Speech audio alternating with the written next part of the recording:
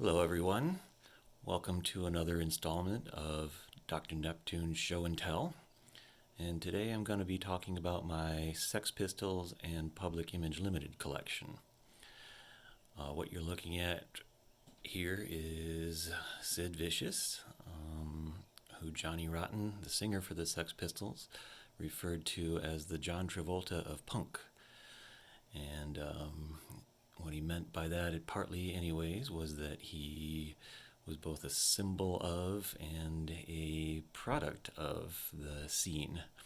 And Sid, of course, had a tragic end. The film Sid and Nancy explores what happened with the death of his girlfriend Nancy and then Sid's eventual OD.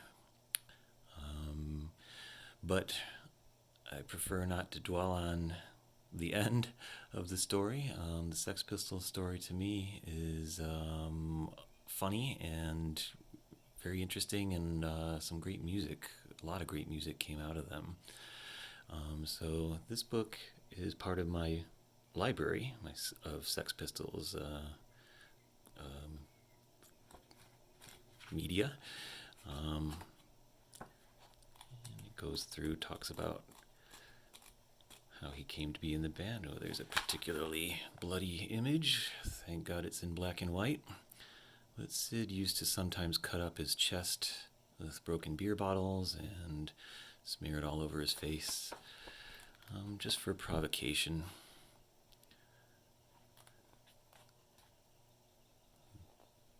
There he is outside the courtroom. He was charged with murder for Nancy's death.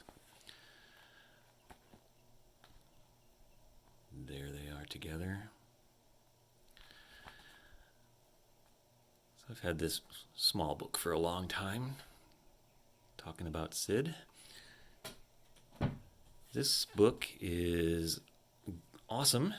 12 Days on the Road. It's about the Sex Pistols' American tour in early 1979. This back photo is a picture of their last show from San Francisco of that tour, where Johnny here famously said to the audience, "You ever get the feeling you've been cheated?" And that was the last time he ever was on stage with the Sex Pistols lineup that included Sid. They've reunited many times after that with their original bass player Glenn Matlock, who Sid replaced. One story is that it was because Matlock liked the Beatles too much. Another was that he washed his feet too much. Most of the Sex Pistols story is enshrouded in jokes and legends and mystery and mistruths. And it's one thing that makes it such a fascinating subject. This book was written by Noel Monk, who was the tour manager for Sex Pistols on this tour. And he later became a tour manager for Van Halen, among others. So for every story he must be able to tell, there's got to be 10 more that he can't. A lot of this book is about... There they are on stage in Texas. Crowd reaction. A lot of this book is unfortunately about Noel Monk trying to find Sid after a show or before a show. He tended to... There's Monk himself. Sid would meet up with fans who would be more than happy to offer their drugs and whatever else was going on. You can see these poses here, just how iconic Sid was, why he might be considered the John Travolta of punk by many. But this book is not just about Sid, it's about the whole band and their very tumultuous American tour, well worth looking into. Johnny himself has written 2 biographies. Here's his first one, Rotten. No Irish, no blacks, no dogs. That was a sign that would appear in certain bars and restaurants. Johnny himself is of Irish ancestry. I'm looking for the date of this book. 1994. And then later on came out with a longer autobiography. Anger is an energy. That's a line from a Public Image Limited song. And this one was published in 2014, more recently. Lots of great details in these, seeing things from, of course, John's perspective. And he's as good a writer, as entertaining a writer as he is a lyricist and performer. Here's a book of rock criticism that I found really helpful and interesting long ago when I came across it. It's called Lipstick Traces. Greil Marcus is a well-known rock critic. And this is Johnny, of course, on the cover. This publication date, 1989. And what this book does is it helps to explain a little bit about how punk fit into other earlier art movements of the 20th century in ways that I think a lot of fans may not expect or understand. For example, Marcus talks about the situationist art movement and the absurdist Dada movement from the 20s and 30s, traces their artistic and intellectual legacy all the way forward to punks. Punk was in many ways an art project. It was often under a pose of a bunch of unskilled musicians just bashing it out, but often there was some careful thought behind it. Marcus may be a little over-intellectualizing in some places, but if you're looking for rock criticism, he's at the top of the heap, most people would say.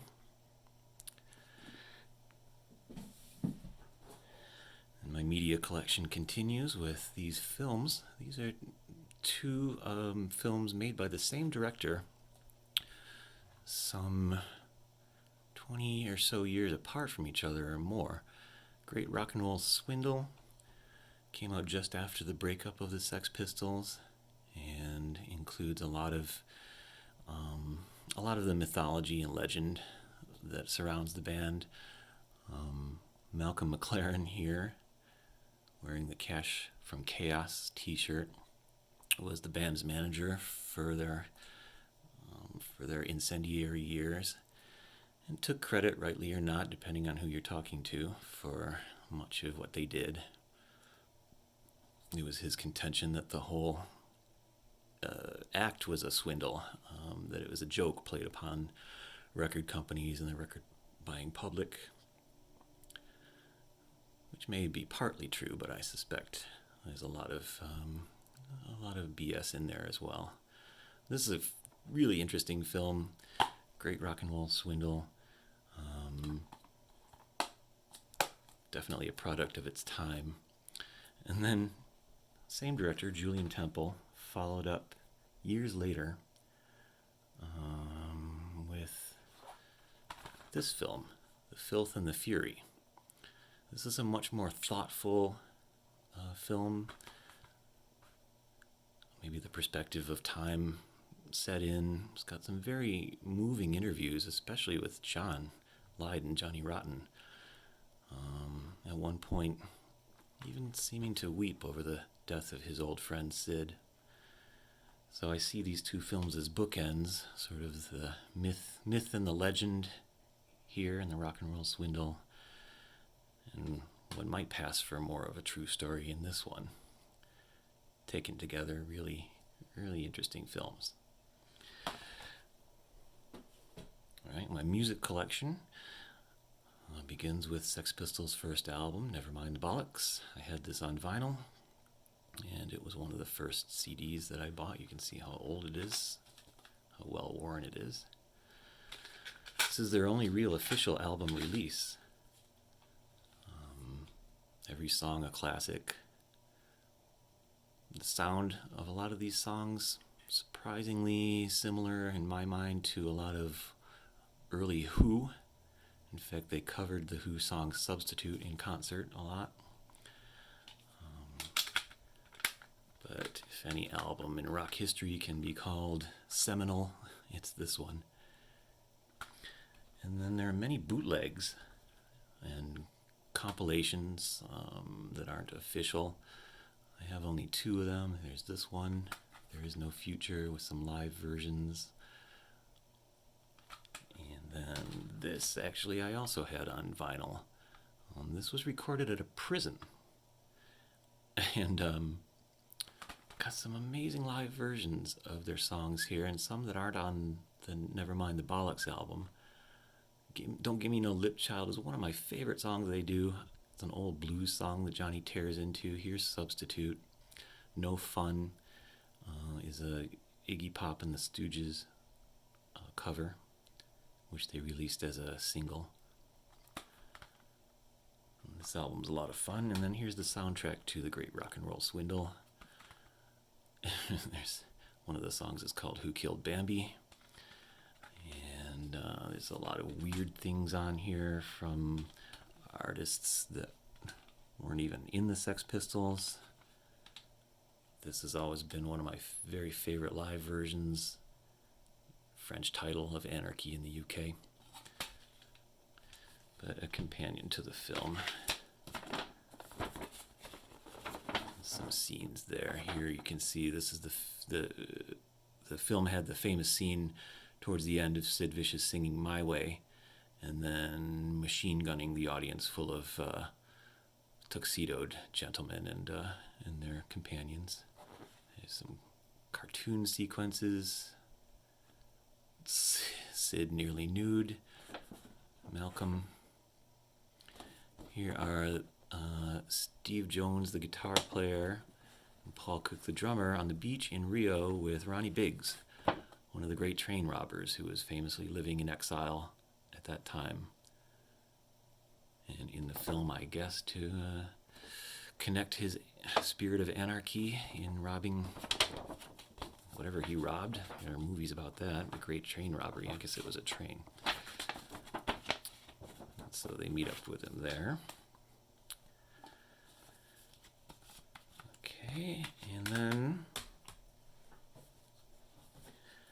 here is sort of the comprehensive CD of the Sex Pistols box set put out by Virgin, was their record label. 3-disc set with all their songs on there. Here are some of the B-sides and singles. I Want to Be Me, another one. Did You Know Wrong? Satellite. Live versions, demos and rarities. I'm Not Your Stepping Stone was a punk favorite. That was a Monkees song originally. Johnny Be Good, Roadrunner, some old rock songs. Johnny Be Good, Johnny Rotten stops the rehearsal and says that it's just awful and he can't do it anymore. And this was a famous early concert called Screen on the Green in '76. The early lineup before Sid joined the band. Some great pictures in here. I love these early pictures of the band. That's Glenn Matlock, the bass player, before Sid. They just look like young guys having fun. This is probably my favorite picture. It's an explosion of beer and all the guys laughing.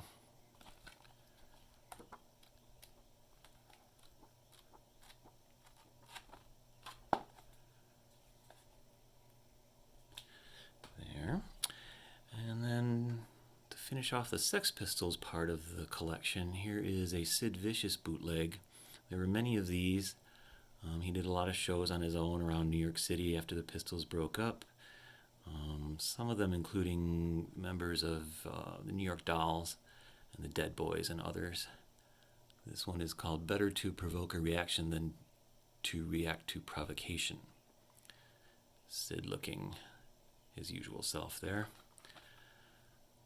This is the Sex Pistols, but none of the other guys were on these songs, I don't think. And there you can see there's a lot of covers, some of the same ones we just saw on the Sex Pistols box set.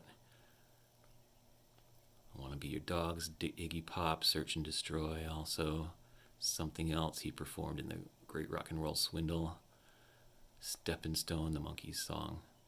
this must be two separate shows. The audio for most of these Sid Vicious bootlegs is terrible, very muddy.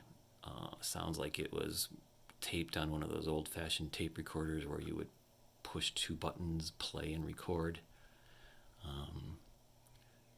But in some ways, these are some of my favorite punk recordings. They seem just true to the spirit of what I think punk is or should be or should have been. So Sid had his own album too. I used to have that on vinyl. It was one of the ones I sold in my college days. But I've got this.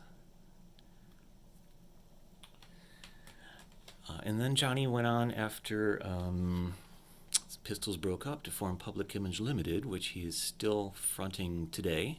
The membership has changed a lot over time, with the sole exception of John Lydon being the lead singer. So I have his first several releases for PIL. Second edition, an all-time classic.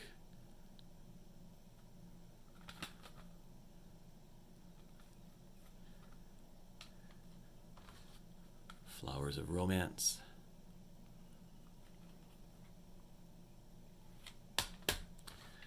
This is what you want.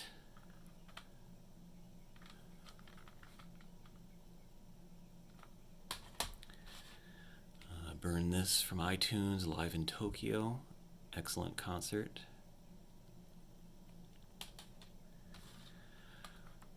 Compact disc, hard rock sound for PIL. And this is called This Is PIL, which I also burned off of iTunes. So I don't have all of his most recent work. There has been admittedly a drop-off in quality, I think, from the earlier ones, but this is fairly recent. And that second edition album is such a classic that I have several versions of it. The original second edition was a triple album, I believe, on 12-inch, 45 RPM vinyl records. And it came in a film canister, much bigger than this, big enough for a 12-inch vinyl record, but this is kind of a CD tribute to that packaging. And it's just the CD inside, nothing other. Sometimes it's called metal box because of the packaging.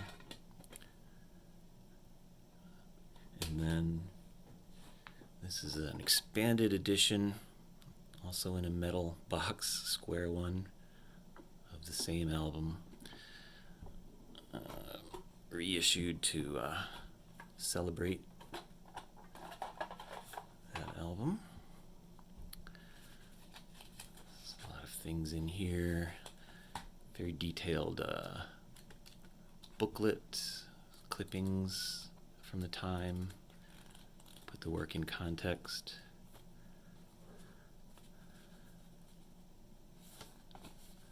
Artwork from the album.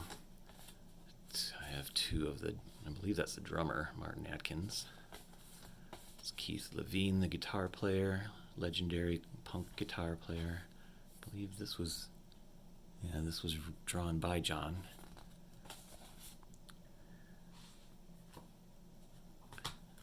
There's the distorted picture of John himself. Here, this is poster. Too big to show the whole thing, really, but there it is. And this includes extra discs, as you can see, B-sides, rare and unreleased, original album, live concert there from the time.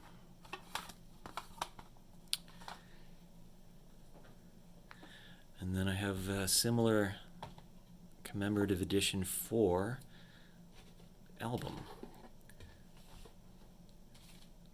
Here's compact disc. I had my first version of this was on a cassette, and it said cassette, but I don't have that. Lied and conceived of Public Image Limited as an actual corporation and sometimes went pretty far with the branding. Items like this reflect that aesthetic. Here, art.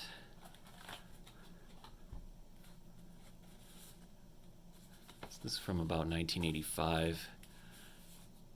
Included a number of classic rock figures, or mainstream rock figures, including Steve Vai, who some of my subscribers will recognize as being from Buffalo, a guitarist. Also worked with David Lee Roth around the same time, a little bit after, and their poster just says poster. I love that. And book, right, so they went all the way with this concept. Okay.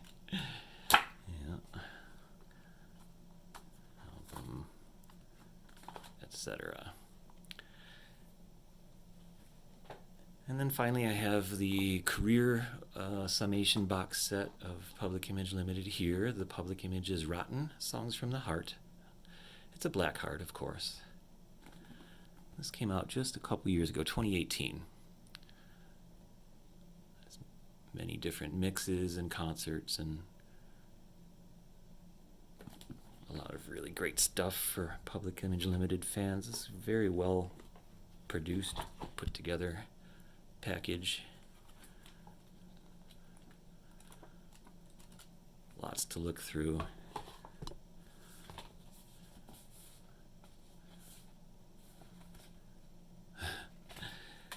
Postcards. I think this is just the logo. Yes. The Public Image is Rotten. Okay, that's my run through of Sex Pistols and Public Image Limited. Thanks for checking in, and thank you for subscribing. I'll be back soon.